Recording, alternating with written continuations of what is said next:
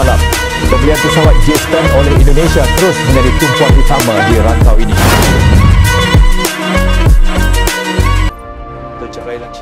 Langit Asia Tenggara kini bergetar, bukan karena badai, tapi karena satu langkah besar Indonesia yang mengguncang keseimbangan militer di kawasan. Sebuah keputusan yang membuat media Malaysia dan Asia heboh, bahkan ada yang menulis, ASEAN kini tahu siapa pemimpin di kawasan dan Indonesia adalah negaranya. Ya, inilah kisah di balik pembelian jet tempur Chengdu J-10C buatan China, yang digadang-gadang akan membawa kekuatan udara TNI AU naik ke level baru. Dulu, Indonesia sering dianggap terlambat dalam modernisasi udara. F-5 Tiger sudah uzur, F-16 memerlukan upgrade besar, dan proyek pengganti sering tertunda. Tapi kini, situasinya berubah drastis. Kementerian Pertahanan memastikan rencana pembelian 42 unit J-10C dari China, dengan nilai kontrak yang diperkirakan mencapai lebih dari 9 miliar dolar AS. Langkah ini bukan sekadar transaksi, tapi sinyal bahwa Indonesia berani keluar dari bayang-bayang ketergantungan pada Barat. Tak butuh waktu lama, berita ini langsung jadi perbincangan panas di Malaysia. Media seperti Utusan, The Star, dan beberapa portal pertahanan Malaysia menyoroti pembelian ini sebagai loncatan besar Indonesia.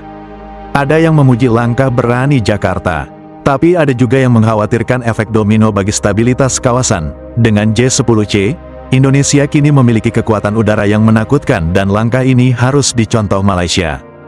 Bahkan analis pertahanan di Kuala Lumpur menyebut bahwa Indonesia bisa menjadi kekuatan udara dominan di Asia Tenggara dalam 5 tahun ke depan bila semua unit J-10C benar-benar siap tempur dan terintegrasi dengan sistem radar nasional. Dan reaksi ini menunjukkan satu hal, langkah Indonesia bukan sekadar upgrade, tapi sinyal perubahan status dari pengejar menjadi pemimpin kawasan. Chengdu J-10C, nama yang kini jadi sorotan Asia. Jet tempur generasi 4.5 buatan China ini membawa teknologi yang dulu hanya dimiliki jet-jet barat.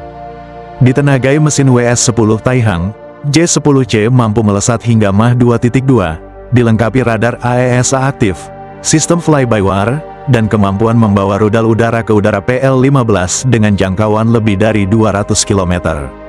Artinya, dalam duel udara jarak jauh, J-10C bisa menyerang musuh bahkan sebelum terlihat di radar lawan. Inilah keunggulan yang membuat media Malaysia menulis, J-10C adalah varian tercanggih dengan segudang fitur modern yang bisa mengubah peta kekuatan udara ASEAN.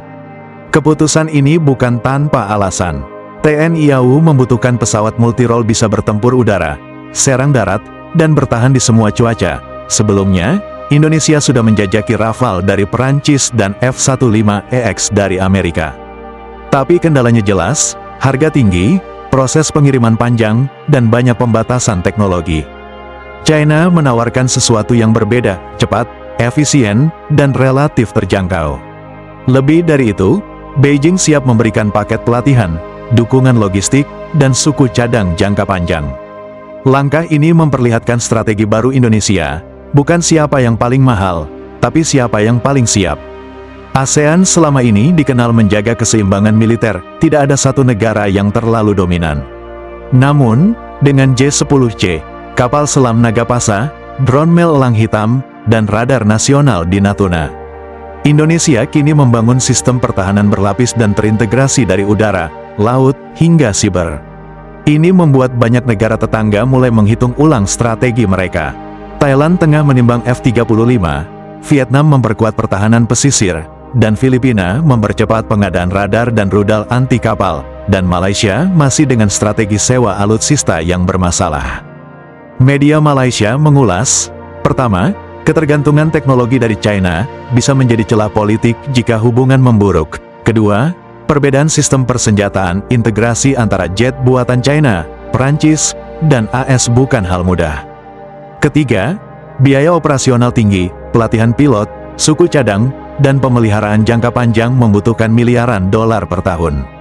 Namun negara sebelah tidak paham. TNI AU telah belajar dari pengalaman. Setiap pengadaan besar kini disertai rencana offset, transfer of technology, dan kerjasama industri pertahanan nasional. Dengan begitu, pembelian ini bukan akhir, tapi awal dari transformasi ekosistem pertahanan Indonesia.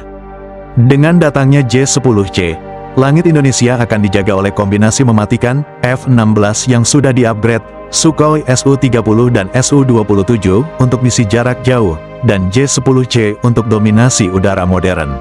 Semua itu diperkuat radar Kohanutnas, sistem pertahanan udara NASAMS, dan KAN, dan drone tempur yang sedang dikembangkan di dalam negeri. TNI AU kini memasuki era Air Power Projection, kemampuan menembus, menyerang, dan bertahan tanpa harus menunggu bala bantuan. I don't ever slow up, no I don't take sh**. I got no love for the fakeness. If you wanna play tough and wanna hate this, I'll